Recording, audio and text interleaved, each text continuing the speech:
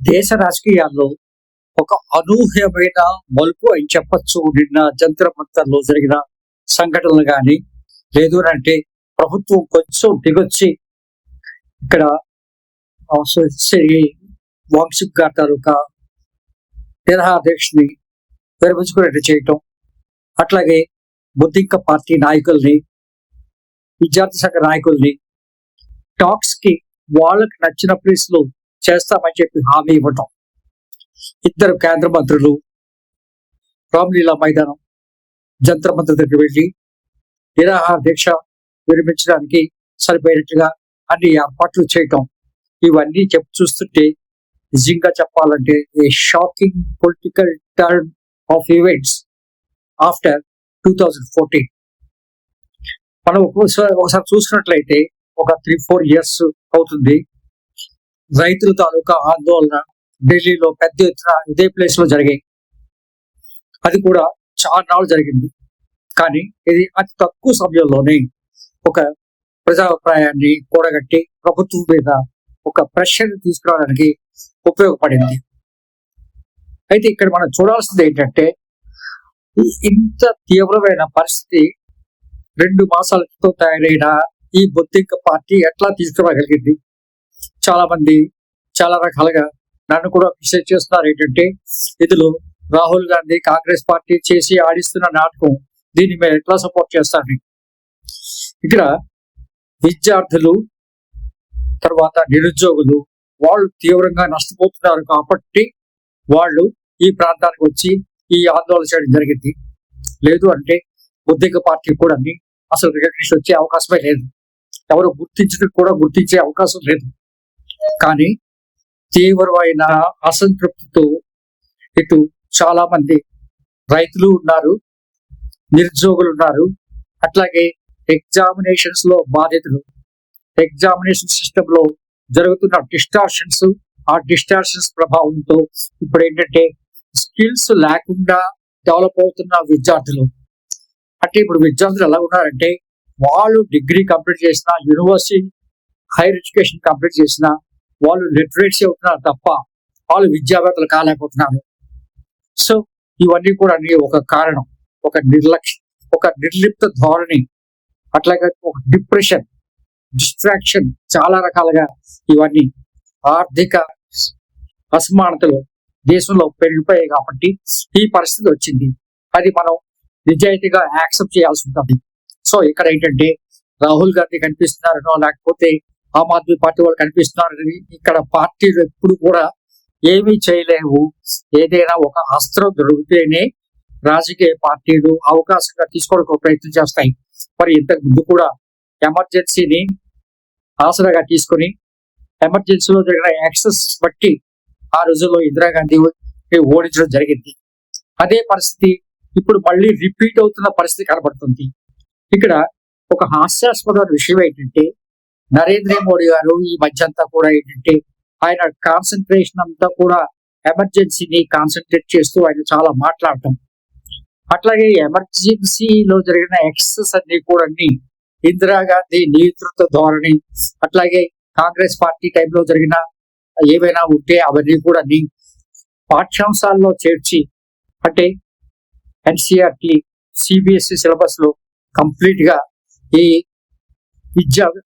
విద్యా వ్యవస్థలో ఇవన్నీ చొప్పించి ఒక ఎమర్జెన్సీని, ఒక ప్రమాదకరమైన దేశంలో ఒక అరాజకమైన సిచ్యుయేషన్ మీద చూపించడం కోసం ప్రయత్నం చేసిన ఈ నరేంద్ర మోడీ గారే ఇప్పుడు అదే పంథాన్ని ఎంచుకొని ఆయన సామధాన భేద దండోపాయంతో ఈ పరిస్థితిని అదుపులో రావడం కోసం వాళ్ళు ప్రయత్నం చేస్తున్నారు. మీకు అమిత్ షా గారు కానీ, నరేంద్ర మోడీ గాని.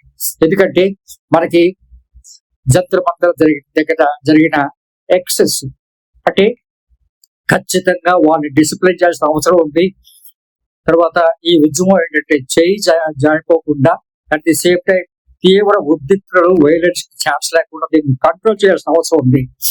కంట్రోల్ చేస్తాము, వైలెన్స్ ని అదుపు చేయడం కోసం మనం చేస్తున్నాం అని చెప్పి వైలెంట్ గా బిహేవ్ చేసిన పోలీస్ తీరు నిజంగా గర్హనీయం. అది ఎవ్వరూ యాక్సెప్ట్ చేయరు. నరేంద్ర మోడీ గారు తెలుసు, ఆయన అమిత్ షా గారికి తెలుసు, ఇంతకు ముందు ఎమర్జెన్సీ టైంలో ఏ యాక్సెస్ జరిగాయి, ఎక్కడెక్కడ పోలీసులు ఎట్లా బిహేవ్ చేశారు అదే పరిస్థితిని, ఎందుకంటే పోలీసులకి ఫ్రీ హ్యాండ్ ఇచ్చి మీరు ఎట్లాగైనా అదుపు చేయండి అంటే వాళ్ళు ఆ పని చేస్తారు. కానీ మీరు లాఠీ ఉపయోగించకుండా మీరు వాళ్ళని నియంత్రించండి అంటే ఒకలాగా ఉంటుంది.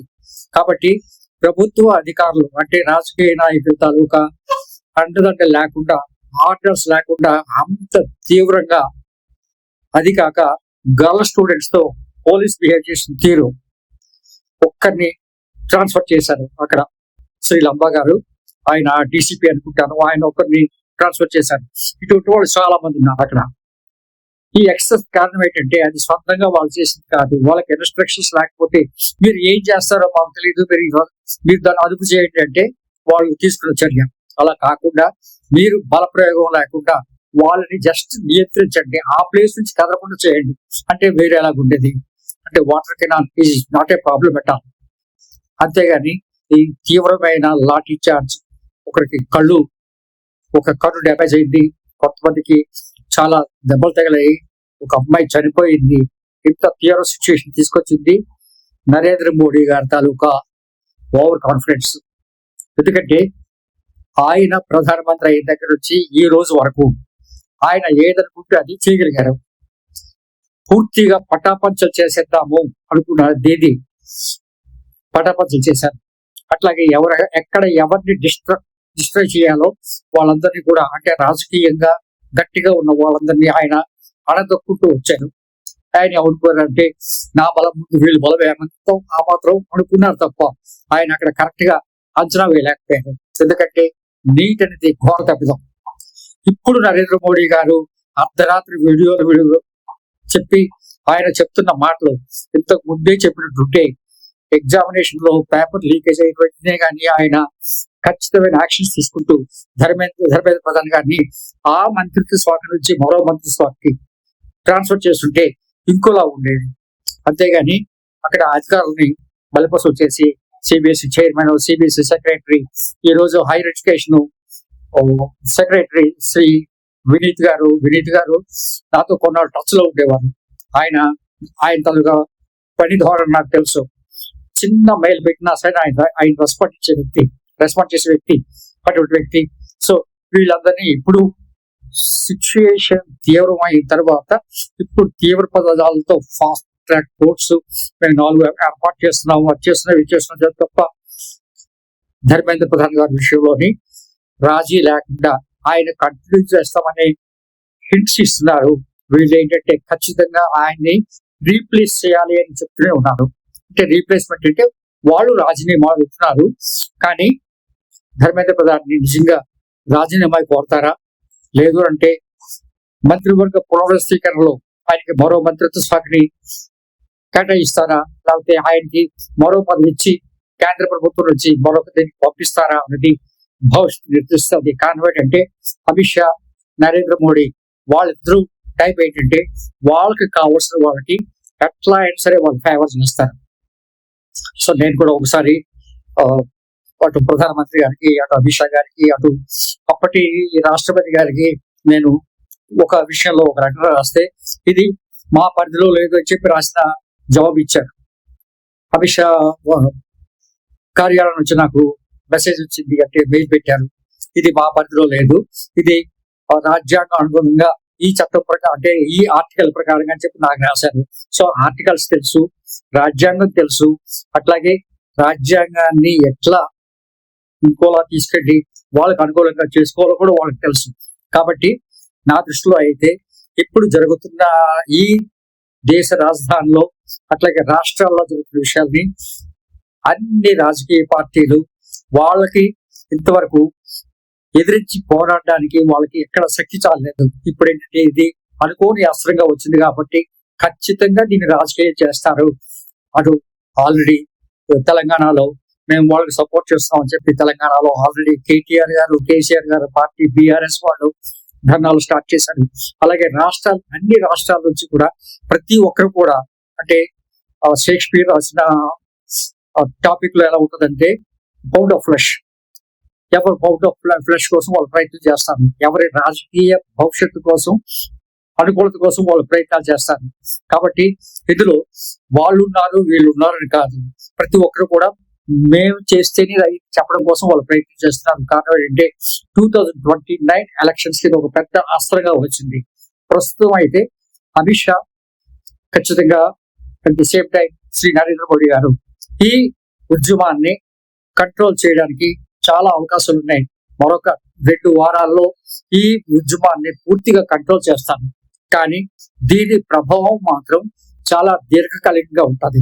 ఎందుకంటే ఇప్పుడు జరుగుతున్న ఇవన్నీ కూడా అణచివేతలు, లేదంటే బలవంతంగా పాస్పోర్ట్లు క్యాన్సిల్ చేస్తామంటున్నారు, పాస్పోర్ట్లకి అవకాశం లేకుండా చేస్తామని చెప్పి ఇప్పుడు ఏవో మాట్లాడుతున్నారు. ఇవన్నీ జరిగితే ఈ అసంతృప్తులు, అది కాకుండా నీట్ ఎగ్జామినేషన్ పేపర్ లీకేజ్ దాంతో వచ్చిన సందర్భాల్లో ఇంతవరకు 14 మంది విద్యార్థులు ఆత్మహత్యలు చేసుకున్నారు, చనిపోయారు అని చెప్పి ఒక వార్త. ఇప్పుడు వాళ్ళ పేరెంట్స్ కూడా, అంటే చనిపోయిన వాళ్ళ పేరెంట్స్ ఇప్పుడు ఈ ధర్నాల్లో పాల్పంచుకుంటాము అని చెప్పి వాళ్ళు కూడా ముందుకు వస్తున్నారు. కాబట్టి ఇది ఇప్పుడు అణచేస్తే అణిగిపోయే సమస్య కాదు. ఖచ్చితంగా 2029 ఎలక్షన్స్ లో దీని ప్రభావం ఖచ్చితంగా చూపిస్తూ చెప్పడం లేదు. అట్లాగే ఆంధ్రప్రదేశ్ రాజకీయాల్లో కూడా ఇది చూపిస్తుంది. జగన్మోహన్ రెడ్డి గారు ఆల్రెడీ జడ్జి ఆంధ్రప్రదేశ్ లో కూడా తిరుగుబాటులో ఉన్నారు అని చెప్పి ఆయన చెప్తున్నారు. అట్లాగే ఆయన హయాంలో కూడా మనం చూసుకున్నట్లయితే ఎక్కడ ఆయన జాబ్ క్రియేషన్స్ మనకి ఎక్కడ కనబడలేదు. ఆయన మెగా డిఎస్సి ఆయన కూడా మాట్లాడారు, ఒక్క డిఎస్సి కూడా ఆయన చేయలేదు. అట్లాగే Group 1, Group 2 లో ఎగ్జామినేషన్స్ లో జరిగిన అవకతవకలు ఇప్పటికీ కూడా కోర్టులో నడుస్తూనే ఉన్నాయి. వాళ్ళ భవిష్యత్తు ఏముంటుందో, సెలెక్ట్ అయిపోయి జాబ్స్ చేస్తున్నారు కానీ ఇప్పటికీ ఏ పరిస్థితుల్లో తెలియట్లేదు. సో ఇట్లాగా జగన్మోహన్ రెడ్డి గారు వచ్చినా, చంద్రబాబు నాయుడు గారు వచ్చినా, లేదు అంటే ఇప్పుడు మనం ఆల్రెడీ కళ్ళతో చూసాము, సెంటర్ లో బీజేపీ ప్రభుత్వం ఉన్నా సరే ఇవన్నీ కూడా చాలా కామన్. కాబట్టి ఈ కామన్ కి యువత నలిగిపోతుంది, నిరుద్యోగులు బలైపోతున్నారు. ఎగ్జామినేషన్ రాస్తున్న విద్యార్థులు వాళ్ళ గమ్యం ఏంటో వాళ్ళకి అర్థం కాని పరిస్థితిలో ఖచ్చితంగా ఇటువంటి వస్తాయి. వీటిని కంట్రోల్ చేయాలి అంటే ఒకటే మార్గం ఏంటంటే సమస్యని సామరస్యపూర్వకంగా, ఆల్రెడీ సచిన్ టెండూల్కర్ గారు, అట్లాగే చాలా మంది పెద్దలు, మురళీ మనోహర్ జోషి గారు, అందరూ కూడా చెప్తుంది ఏంటంటే మనం విద్యార్థులుగా ఇది జెన్యూన్ ప్రాబ్లము, ఈ జెన్యూన్ ప్రాబ్లం మనం అర్థం చేసుకొని సాల్వ్ చేయాలి తప్ప this is not the way అని చెప్పి అందరూ ఖండిస్తున్నారు. కాబట్టి ఇది ఫ్యాక్ట్. ఇది కానీ ఇప్పటికైనా సరే నరేంద్ర మోడీ, అమిత్ షా ద్వయం కానీ మాదే అధికారం, మేమేం చెప్తే అదే, మేము అటు పెద్ద వాళ్ళని, మమతా బెనర్జీ లాంటి వాళ్ళని ఆడిపడేసాము, చంద్రబాబు నాయుడు గారు కంట్రోల్లో ఉంచుకుంటున్నాము అని చెప్పడం కాదు. ఇక్కడ యువతని, విద్యార్థులకి ఎవ్వరు మస్కా కొట్టలేరు. వాళ్ళు చూసి చూడనట్టు వెళ్ళిపోతారు. వాళ్ళ పని వాళ్ళు చేసుకొని వాళ్ళ స్థిరపడాలి చూస్తాను. కానీ వాళ్ళు స్థిరపడడానికి ఇబ్బందికరమైన పరిస్థితి కల్పించింది కాబట్టి ఇప్పుడు ఈ పరిస్థితి వచ్చింది. దీన్ని అర్థం చేసుకొని చేయాలి. సో ధర్మేంద్ర ప్రధాన్ గారు పరిస్థితి, ఆయనకి మంత్రివర్గంలో మరో మంత్రివర్గం అప్పచెప్తారా, మరో డిపార్ట్మెంట్ గా ఆయన మంత్రి చేస్తారా, లేకపోతే ఉద్వాసన పలుకుతారా అని చూసుకున్నట్లయితే నా దృష్టిలో అయితే ప్రస్తుతానికి గట్టి తుఫాన్ ఉంది. కాబట్టి ఈ వడగాల్ని పూర్తిగా ఎదుర్కోవాలంటే ప్రస్తుతం కొంచెం వంగి అడ్జస్ట్ అవడమే ముఖ్యం అని చెప్పి ఇప్పటికీ నరేంద్ర మోడీ గారు, అమిత్ షా గారు కళ్ళు తెరిచిన పరిస్థితి. సో కాబట్టి ఇప్పుడు వండర్స్ ఏమి జరిగిపోవు. ఇవి దీర్ఘకాలికంగా పరిష్కరించవలసిన విషయాలు. ఈ ఫాస్ట్ ట్రాక్స్ ఇవన్నీ కూడా నేను ఎప్పుడో ఏర్పాటు చేయాలి. కానీ ఇప్పటికైనా సరే కళ్ళు తెరిచి స్టూడెంట్స్ ని, తర్వాత కాంగ్రెస్ పార్టీ వాళ్ళని కొంచెం నెమ్మదిగా బిహేవ్ చేయడం కోసం, వాళ్ళని కొంచెం కంట్రోల్ చేయడం కోసం చేస్తున్న చర్యలు. సో ఈ చర్యల్లో కానీ నిజాయితీ ఉండి భవిష్యత్తులో స్టూడెంట్స్ కి అనుగుణంగా అన్ని ఉన్నట్లయితే ఖచ్చితంగా స్టూడెంట్స్ ప్రభుత్వాలకి సపోర్ట్ చేస్తారు. అంతేగాని ఇది ఒక గిమిక్ గా వాడి సమయం by the time so that we can mould everything అనుకుంటే మాత్రం చాలా పొరపాటు. ఎందుకంటే పెద్ద నియంత్రులే మట్టి కచ్చిన చరిత్రలు మనం అంతర్జాతీయంగా ప్రపంచ చరిత్రలో చూసాం, అట్లాగే ఇండియాలో కూడా చూసాం. కాబట్టి ఇది అర్థం చేసుకొని వాళ్ళు ప్రవర్తించాలి. Thank you very much. All the best.